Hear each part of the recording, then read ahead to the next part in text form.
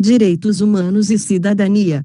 Conceito: os direitos humanos são os direitos e liberdades básicos de todos os seres humanos. Normalmente o conceito de direitos humanos tem a ideia também de liberdade de pensamento e de expressão, e a igualdade perante a lei. A Declaração Universal dos Direitos do Homem da Organização das Nações Unidas afirma: todos os seres humanos nascem livres, iguais em dignidade e em direitos. Dotados de razão e de consciência, devem agir uns para com os outros em espírito de fraternidade. Artigo 1. A ideia de direitos humanos tem origem no conceito filosófico de direitos naturais que seriam atribuídos por Deus. Alguns sustentam que não haveria nenhuma diferença entre os direitos humanos e os direitos naturais e veem na distinta nomenclatura etiquetas para uma mesma ideia. Outros argumentam ser necessário manter termos separados para eliminar a associação com características normalmente relacionadas com os direitos naturais, sendo John Locke talvez o mais importante filósofo a desenvolver esta teoria. Dignidade, liberdade e igualdade para todos os seres humanos. Não existe uma única definição do conceito mais amplo de direitos humanos na sociedade da informação, embora muitos documentos considerem os direitos humanos como a base da era de informação. O conceito tem pelo menos duas conotações. Uma delas se relaciona às formas pelas quais a tecnologia pode ser usada como um elemento ativador dos trabalhadores pelos direitos humanos. Há inúmeros exemplos de como a internet facilitou a comunicação dos grupos oprimidos, permitiu aos ativistas de direitos humanos denunciar violações, fazer campanhas para além de suas fronteiras e ter acesso a informações globais, bem como apoio para fortalecer sua causa. O outro uso do conceito, mais enfatizado aqui, relaciona-se ao desafio de proteger e reforçar os padrões de direitos humanos em um determinado momento no tempo, em que novos os meios de comunicação estão mudando basicamente o modo como vivemos, trabalhamos e nos desenvolvemos. Os direitos humanos estão sujeitos a uma interpretação dinâmica e parte de sua essência é seu reconhecimento como padrão em um determinado contexto em um dado momento. Isso exige a análise de como os direitos humanos são influenciados pelo desenvolvimento atual, como a base de um determinado direito pode ser potencialmente ameaçada, como isso pode ser melhorado e o fator crucial em que extensão o sistema de proteção existente é adequado e eficaz, dada a realidade dos novos desenvolvimentos tecnológicos. O órgão internacional de direitos humanos está assim em evolução perpétua para rejeitar novas ameaças, assim como para englobar novas oportunidades para sua expansão. Historicamente, essa evolução foi sempre o resultado de lutas sociais conduzidas por diferentes grupos em conjunturas históricas específicas. A formação de códigos relativamente crescente de direitos das mulheres e dos povos indígenas é um caso especial. Características. São características dos direitos humanos contemporâneos. 1. Universalidade, não entenda universal do ponto de vista espacial. Universalidade é o que significa que basta a condição de ser humano, pessoa, para que se possa fazer jus à proteção dos direitos humanos eventualmente violados. 2. Essencialidade, os direitos humanos são essenciais ao ser humano sob um duplo aspecto. A. Aspecto material, são essenciais porque privilegia o ser humano como fonte do direito. B. Aspecto formal, quer dizer que os direitos humanos, por serem essenciais, têm especial posição normativa dentro do sistema jurídico brasileiro, é tratado logo no início da Constituição. Isso não ocorria na Constituição de 1967 e a emenda número 0169 que tratavam de forma bem sucinta dos mesmos nos artigos mais distantes do seu texto, caiu na prova do MPF. Assim, a CF 88 inverteu os valores das constituições passadas. 3. Historicidade, os direitos humanos são um conteúdo histórico, ou seja, da convivência coletiva. Os direitos humanos não nasceram do nada, mas sim foram sendo construídos de acordo com o desenvolvimento das sociedades. Uma data característica marcante é a do fim da Guerra Mundial, 1945. Veja, esta não é uma data de início, mas sim a data mais marcante para os direitos humanos. Antes disso já tínhamos a sobrescrito Guerra Mundial A8, Organização Internacional do Trabalho, 4, inexauribilidade, isso quer dizer que qualquer tratado ou documento que verse sobre direitos humanos e os dite no rol, será este sempre exemplificativo, nunca taxativo. O parágrafo 2º do artigo 5 da nossa Constituição trata da inexauribilidade, leia o dispositivo e veja, 5, inalienabilidade, o titular dos direitos humanos, ser humano, não pode dispor alienar desinvestir-se, 6, irrenunciabilidade, isso quer dizer que os direitos humanos não são passíveis de renúncia. A autorização do seu titular não justifica ou convalida sua violação. 7. Vedação do retrocesso, significa que o Estado não pode retroceder na proteção dos direitos humanos. O Estado sempre tem que proteger mais, nunca menos. Evolução histórica, muitos filósofos e historiadores do direito consideram que não se pode falar de direitos humanos até a modernidade no Ocidente. Até então, as normas da comunidade, concebidas na relação com a ordem cósmica, não deixavam espaço para o ser humano como sujeito singular, se concebendo o direito primariamente como a ordem objetivo da sociedade. A sociedade estamental tem seu centro em grupos como a família, a linhagem ou as corporações profissionais ou laborais, o que implica que não se concebem faculdades próprias do ser humano enquanto tal. Pelo contrário, se entende que toda faculdade atribuível ao indivíduo deriva de um duplo status, o do sujeito no seio da família e o desta na sociedade. Fora do status não há direitos. A existência dos direitos subjetivos, tal e como se pensam na atualidade, será objeto de debate durante os séculos 26, 27 e 28, o que é relevante porque habitualmente se diz que os direitos humanos são produto da afirmação progressiva da individualidade que, de acordo com ele, a ideia de direitos do homem apareceu pela primeira vez durante a luta burguesa contra o sistema do antigo regime.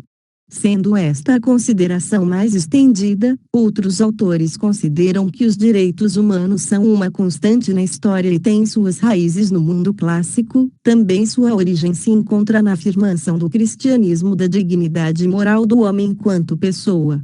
A Declaração Universal dos Direitos Humanos de 1948, elaborada pela Assembleia Geral, órgão da Organização das Nações Unidas (ONU), afirma que sem liberdade não há igualdade possível e, por sua vez, sem igualdade não há efetiva liberdade. Defende os direitos humanos por sua natureza indivisível, interrelacionada e interdependente. Enfatiza o alcance universal dos direitos humanos, que devem ser observados independentemente da diversidade cultural, política, econômica e religiosa de cada sociedade. O fenômeno da internacionalização dos direitos humanos obteve grande ênfase através das atrocidades cometidas, juntamente com a falta de controle estatal em garantir a eficácia desses direitos, e resguardar a dignidade humana. Quando os direitos humanos deixaram de ser considerados matéria de exclusiva jurisdição dos Estados soberanos e passaram a estar inseridos entre as prerrogativas da sociedade internacional, a sua defesa passou a ocorrer independentemente das limitações territoriais impostas pelo Estado. A partir da criação da Organização das Nações Unidas (ONU), em 24 de outubro de 1945, os direitos humanos passaram a fazer parte do interesse da sociedade internacional. Procurava-se dissolver a ideia de que os direitos humanos deveriam ser interpretados de forma diferente dentro de cada tradição cultural, étnica ou religiosa, pois são direitos universais. A ONU não definia de forma precisa os direitos humanos, apesar de defendê-los, nitidamente, em seu preâmbulo, e em vários outros artigos, como no artigo 55, onde há referência ao respeito universal, a condições de progressos, não delimitando de fato o que seriam esses direitos. 3. Por sua vez, a Declaração Universal dos Direitos Humanos elencou os direitos dos indivíduos de forma mais precisa, universal e indivisível. De certa forma, foi a interpretação autorizada pela ONU. Contudo, esse documento não possui força jurídica, jus cogens. Deve-se destacar que essa declaração engloba uma universalização cultural e acarreta em um reexame da soberania absoluta do Estado. Para proteção e força aos direitos contidos na Declaração Universal dos Direitos do Homem foram criados, em 1966, o Pacto Internacional dos Direitos Civis e Políticos, e o Pacto Internacional dos Direitos Econômicos, Sociais e Culturais, no âmbito da ONU. Atualmente, os direitos humanos se encontram estabelecidos em várias gerações. Porém, esses direitos são reconhecidos de forma universal e inseparável. O maior problema não é reconhecê-los, pois isto a necessidade humana já o fez. O necessário é criar formas de efetivá-los, protegê-los, tornando-os eficazes. A preocupação acerca da proteção ambiental, por causa da finitude de recursos naturais e da poluição dos recursos renováveis, é reconhecida atualmente como matéria de preocupação global. Como afirma Elida Seguin, a comunidade internacional sistemicamente tem procurado compor interesses ambientais, através de tratados e convenções, mas esbarra na questão doutrinária que defende a autonomia das duas ordens jurídicas, a interna e a internacional. No que concerne à proteção dos direitos humanos de terceira geração, o meio ambiente sadio, é necessário que haja uma base jurídica internacional capaz de assegurar a proteção dos recursos naturais de interesse da humanidade e os direitos inerentes à própria preservação e à vida do homem. Hoje, a humanidade depara-se com problemas comuns e preocupantes. Diante de um mundo globalizado, os danos podem ser sentidos não apenas onde ocorrem, mas até causar desastres ecológicos com efeitos catastróficos incalculáveis e até irremediáveis, atingindo mais de um estado. Portanto, o ordenamento jurídico internacional deve estar preparado para enfrentar e harmonizar os impasses criados por essas questões novas, imprevisíveis e preocupantes. Em 1972, foi realizada a Conferência das Nações Unidas sobre o Meio Ambiente, em Estocolmo, no intuito de propor medidas tendentes a propiciar uma educação ambiental, com um sistema informativo sobre a ação do homem no meio ambiente, para um futuro saudável. Em 1987, publicava-se o relatório Brundtland com preocupações acerca da poluição do meio ambiente. Com a proposta do desenvolvimento sustentável, propôs uma modificação na política interna e internacional dos Estados, a fim de que se criem vínculos entre as economias nacionais. Em junho de 1992, foi realizada a Conferência das Nações Unidas sobre o Meio Ambiente e Desenvolvimento, no Rio de Janeiro. A Agenda 21 contou com a participação de 170 países. Contém medidas de prevenção e repressão de infrações ao meio ambiente. É vista como um programa a ser seguido e respeitado. Entre esses marcos ocorreu uma série de tratados e convenções. Destaca-se que não faltam normas com o objetivo de preservar os direitos humanos, já que a manutenção de um mundo harmonioso atual e futuro é uma prioridade nacional e internacional. O que manca são meios coercitivos e eficazes para garantir a aplicabilidade dessas convenções. A sociedade contemporânea apresenta uma série de características marcantes, dentre as quais, o consumismo exacerbado, como símbolo de status, o crescimento econômico com o agravamento dos problemas ambientais, como o aumento da miséria e exclusão social, concentração da renda em mãos de uma minoria, poluição e destruição dos bens naturais, que asseveram a incapacidade do Estado-nação de atender seus compromissos em relação ao bem-estar social. Das situações acima elencadas, o agravamento dos problemas no âmbito mundial vem provocando reação em diversos segmentos da sociedade, preocupados com o destino da humanidade, em razão de hoje já se ter uma maior compreensão sobre os efeitos das ações humanas na biosfera, em vista da concepção do planeta Terra como um sistema único e interligado. Não como se esquivar de tecer o meio ambiente, como direito humano.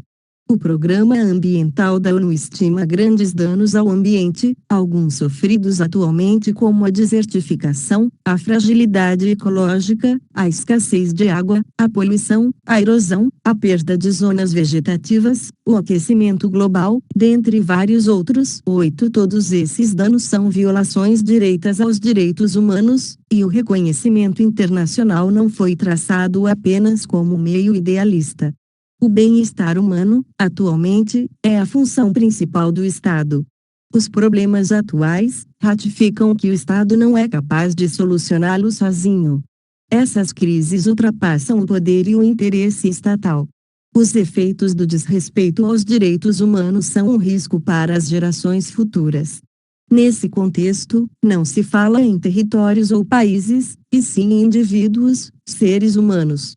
Não se pode dividir as pessoas, já que quando se trata de direitos humanos, todos são cidadãos internacionais, portadores de direitos e deveres.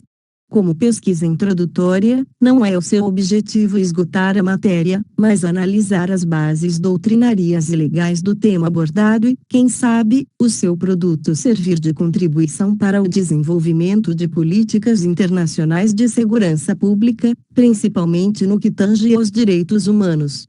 A trajetória histórica dos direitos humanos.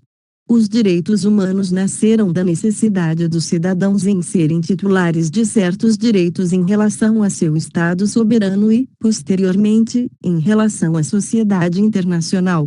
Desenvolveram-se sempre com as necessidades impostas pelos indivíduos em determinadas épocas com o intuito de resguardo da dignidade humana, concebida como fundamento dos direitos humanos. A primeira fase se consagrou a partir da Revolução Americana, 1776, e da Revolução Francesa, 1789. Fase que enfatizou como fundamentais os direitos de liberdade, igualdade e propriedade. De certo que muitos doutrinadores, como Celso Melo, defendem que o início dessa fase primordial encontra-se nas Cartas de Direitos, na Inglaterra, as Bill of Rights, no século XXIX. Em 26 de agosto de 1789 foi aprovada a Declaração dos Direitos do Homem e do Cidadão, pela Assembleia Nacional. Fato marcante, pois não só, utopicamente, como legalmente, o homem estava sendo visto como portador de direitos, e não apenas de deveres. A partir deste marco, o Estado não era mais o único sujeito de direitos dentro do âmbito internacional. Sendo, inclusive, o primeiro passo para uma legitimação das aspirações populares, e para uma limitação do poder soberano do Estado. Georges Lefebvre, marcante historiador da época, sobre a Declaração de 1789, afirmou que proclamando a liberdade, a igualdade e soberania, a declaração foi o atestado de óbito do antigo regime destruído pela Revolução. Os direitos do homem estavam se firmando, com ênfase nos direitos civis e políticos, ou seja, a liberdade. A declaração em questão serviu como fundamento e embasamento aos direitos do homem. Sobre esta, deve ser acolhida como a maior prova histórica até hoje dado do Consensus Union Gentium sobre um determinado sistema de valores. A Declaração de 1789 era composta por 17 artigos, os 3 primeiros referem-se à condição natural dos indivíduos que precede a formação da sociedade civil, à finalidade da sociedade política do Estado de natureza, e ao princípio da legitimidade do poder que cabe à nação. Essa fase primordial consagrava uma ótica contratual liberal, pela qual os direitos humanos se reduziam aos direitos à liberdade, à segurança, e à propriedade, complementados pela resistência à opressão. De certo que foi uma resposta aos excessos do regime absolutista, na tentativa de impor controle e limites à abusiva atuação do Estado. De fato, a Revolução ficou conhecida como a burguesa, pois consagrava o direito à propriedade como um direito inviolável e sagrado. Não é estranho tal valoração, pois naquela época dava-se muita importância à propriedade, havia violações de ordem, predominantemente patrimonial.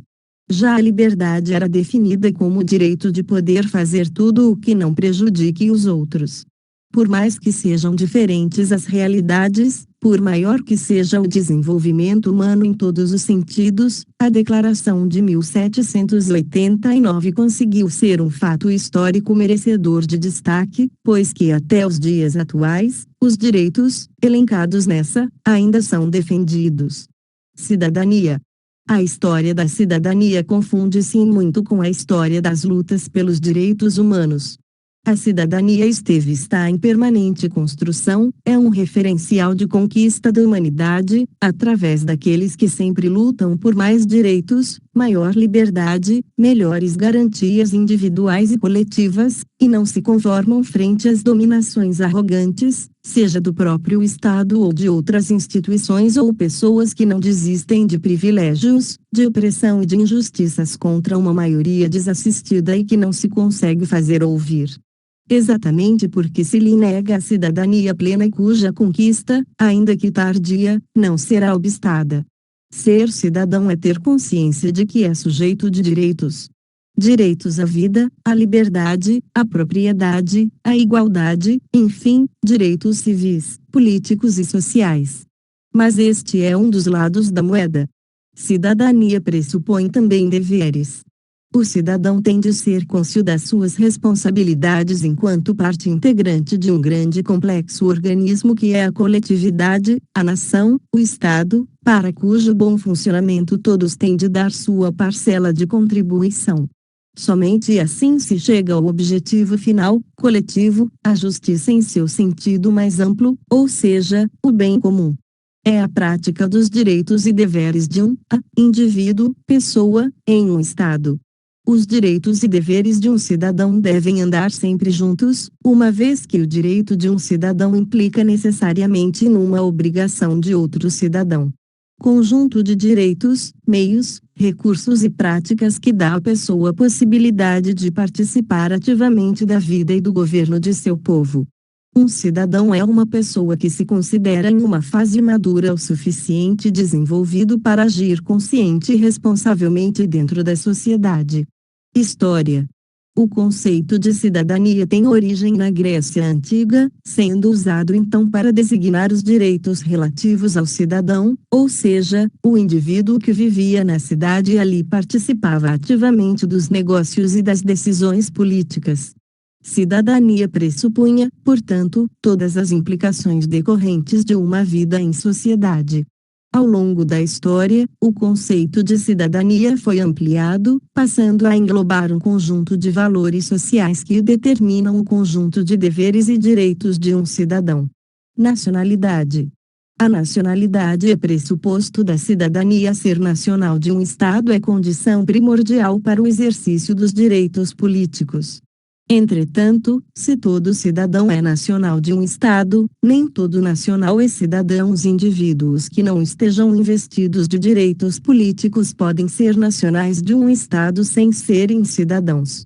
No Brasil, o voto é um direito e um dever do cidadão. Os direitos políticos são regulados no Brasil pela Constituição Federal em seu artigo 14, que estabelece como princípio da participação na vida política nacional o sufrágio universal. Nos tempos da norma constitucional, o alistamento eleitoral e o voto são obrigatórios para os maiores de 18 anos, e facultativos para os analfabetos, os maiores de 16 e menores de 18 anos e os maiores de 70 anos. A Constituição proíbe a eleição de estrangeiros e brasileiros conscritos no serviço militar obrigatório, considera a nacionalidade brasileira como condição de elegibilidade e remete à legislação infraconstitucional, à regulamentação de outros casos de inelegibilidade, Lei Complementar número 64, de 18 de maio de 1990. O exercício pleno dos direitos civis, políticos e sociais em uma sociedade que combine liberdade completa e participação numa sociedade ideal é, para José Murilo de Carvalho, a definição de cidadania. Carvalho entende que esta categoria de liberdade consciente é imperfeita numa sociedade igualmente imperfeita. Neste sentido, numa sociedade de bem-estar social, utópica por assim dizer, a cidadania ideal é naturalizada pelo cotidiano das pessoas como um bem ou um valor pessoal, individual e, portanto, intransferível. Esta cidadania naturalizada é a liberdade dos modernos, como estabelece o artigo 3 da Declaração Universal dos Direitos Humanos, aprovada na Assembleia Geral das Nações Unidas, em 1948, toda pessoa tem direito à vida, à liberdade e à segurança pessoal. A origem desta carta remonta das revoluções burguesas no final do século XXIII, sobretudo na França e nas colônias inglesas na América do Norte. O termo cidadão designa, nesta circunstância e contexto, o habitante da cidade no cumprimento de seus simples deveres, em oposição a parasitas ou a pretensos parasitas sociais. A etimologia da palavra cidadania vem do latim civitas, cidade, tal como cidadão, ciudadano ou vecino no espanhol, ciutadã em provençal, citoyen em francês. Neste sentido, a palavra raiz, cidade, diz muito sobre o verbete. O habitante da cidade no cumprimento dos seus deveres é um sujeito da ação, em contraposição ao sujeito de contemplação, omisso e absorvido por si para si mesmo, ou seja, não basta estar na cidade, mas agir na cidade. A cidadania, neste contexto, refere-se à qualidade de cidadão, indivíduo de ação estabelecido na cidade moderna. A rigor, cidadania não combina com individualismo e com omissões individuais frente aos problemas da cidade. A cidade e os problemas da cidade dizem respeito a todos os cidadãos. No Brasil, nos léxicos da língua portuguesa que circularam no início do século XIX, observa-se bem a distinção entre os termos cidadão, em português arcaico, cidadão, e o fidalgo, prevalecendo o segundo para designar aquele indivíduo detentor dos privilégios da cidade na sociedade de corte. Neste contexto, o fidalgo é o detentor dos deveres e obrigações na cidade portuguesa. O cidadão é uma maneira genérica de designar a origem e o trânsito dos vassalos do rei nas cidades do vasto Império Português. Com a reconfiguração do Estado a partir de 1822, vários conceitos políticos passaram por um processo de ressignificação. Cidadão e cidadania entram no vocabulário dos discursos políticos, assim como os termos Brasil, brasileiros, em oposição a brasílicos. Por exemplo, povo, povos, nação, história, opinião pública, América, americanos, entre outros. A partir disso, o termo cidadania pode ser compreendido racionalmente pelas lutas, conquistas e derrotas do cidadão brasileiro ao longo da história nacional, a começar da história republicana, na medida em que esta ideia moderna, a relação indivíduo-cidade, ou indivíduo-estado, expressa um conjunto de direitos que dá à pessoa a possibilidade de participar ativamente da vida e do governo de seu povo. Em outros termos, fundamenta-se na concessão pelo Estado das garantias individuais de vida, liberdade e segurança. O significado moderno da palavra é, portanto, incompatível com o regime monárquico, escravista e centralizador, anterior à independência política do Brasil. No entanto, este divisor monarquia-república não significa, no Brasil, uma nova ordem onde a cidadania tem um papel na construção de sociedade justa e igualitária. Este aspecto é bem pronunciado na cidadania brasileira. Estas garantias individuais jamais foram concedidas, conquistadas e ou exercidas plena e simultaneamente em circunstâncias democráticas, de Estado de direito político ou de bem-estar social. O longo caminho inferido por José Murilo de Carvalho refere-se a isto, uma cidadania no papel e outra cidadania cotidiana. É o caso da cidadania dos brasileiros negros. A recente Lei nº 7.716 de 5 de janeiro de 1989 é um prolongamento da luta pela cidadania dos homens de cor, cujo marco histórico formal é a Lei Áurea de 1888, ou seja, foi necessário um século para garantir, através de uma lei, a cidadania civil de metade da população brasileira. Se os números do último censo demográfico estão corretos, portanto, há uma cidadania no papel e outra cidadania cotidiana, conquistada no dia a dia, no exercício da vida prática. Tanto é que, ainda hoje, discute-se, nas altas esferas da jurisprudência brasileira, se o cidadão negro é ou não é injustiçado pela história da nação. Considere-se que, na perspectiva de uma cidadania plena, equilibrada e consciente, não haveria de persistir por tanto tempo tal dúvida. O mesmo se pode dizer da cidadania da mulher brasileira. A Lei 11.340, de 7 de agosto de 2006, a chamada Lei Maria da Penha, criou mecanismos para coibir e prevenir a violência doméstica e familiar contra a mulher. Ou seja, garantir sua liberdade civil, seu direito de ir e vir sem ser agredida ou maltratada. No caso da mulher, em geral, a lei chega com atraso, como forma de compensação, como retificação de várias injustiças históricas com o gênero. O direito de votar, por exemplo, conquistado através de um Código Eleitoral provisório em 1932, ratificado em 1946. A Lei do Divórcio obtida em 1977, ratificada recentemente pela chamada Nova Lei do Divórcio, ampliando a conquista da liberdade civil de outra metade da população brasileira.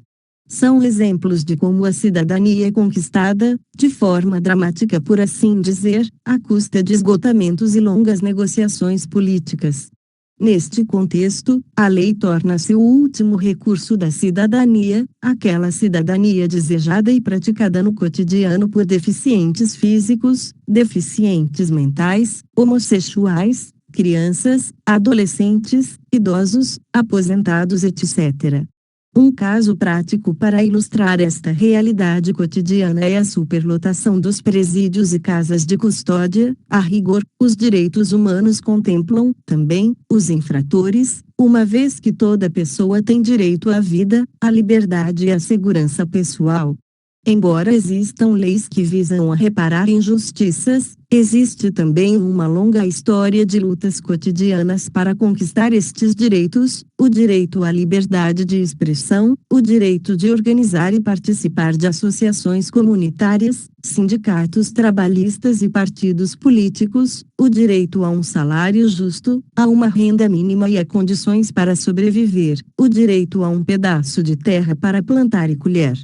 O direito de votar e ser votado, talvez o mais elementar da democracia moderna, negado à sociedade na já longa história da cidadania brasileira. É esta luta cotidiana por direitos elementares que define a cidadania brasileira e não os apelos ao pertencimento, ao nacionalismo, à democracia e ao patriotismo do cidadão comum. Pode-se entender, portanto, que a cidadania brasileira é a soma de conquistas cotidianas, na forma da lei, de reparações a injustiças sociais, civis e políticas, no percurso de sua história e, em contrapartida, a prática efetiva e consciente, o exercício diário destas conquistas com o objetivo exemplar de ampliar estes direitos na sociedade. Neste sentido, para exercer a cidadania brasileira em sua plenitude, torna-se absolutamente necessário a percepção da dimensão histórica destas conquistas no percurso entre passado, presente e futuro da nação. Este é o caminho longo e cheio de incertezas, inferido por José Murilo de Carvalho. Esta é a originalidade e especificidade da cidadania brasileira. Inscreva-se no canal e ative as notificações. Curta e compartilhe para que esse conteúdo chegue para mais pessoas. Deixe nos comentários qual lei, resolução ou decreto você quer ouvir. Bons estudos!